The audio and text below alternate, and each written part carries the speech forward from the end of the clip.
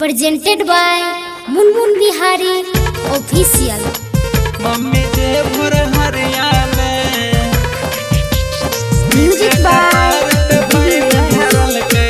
Mummy जे भोर हरिया में जूर शीतल पावन अइलै झूमे गौआ नगरिया में सभे झूमे गौआ नगरिया में बीचे कपार पे पानी ढारल के मम्मी जे भोर हरिया में बीचे कपार पे पानी ढारल के मम्मी जे भोर हरिया में जूर शीतल पावन अइलै झूमे गौआ नगरिया में सभे झूमे गौआ नगरिया में बीचे कपार पे पानी ढारल के मम्मी जे भोर हरिया में बीचे कपार पे पानी ढारल के मम्मी जे भोर हरिया में मम्मी जे भोर हरिया में music by recording by Sapna music. बीचे कपार पे पानी ढारल के मम्मी जे भोर हरिया में भर भर बाल्टी पानी हराबै रोड और दुआरिया में हाँ रोड और दुआरिया में बीचे कपार पे पानी ढारल के मम्मी जे भोर हरिया में बीचे कपार पे पानी ढारल के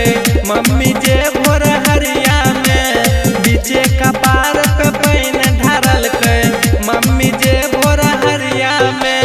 जूर शीतल पावन अइलै झूमे गौआ नगरिया में सब झूमे गौआ नगरिया में बीचे कपार पे पानी ढारल के मम्मी जे भोर हरिया में बीचे कपार पे पानी ढारल के मम्मी जे भोर हरिया में मम्मी जे भोर हरिया में म्यूजिक बाय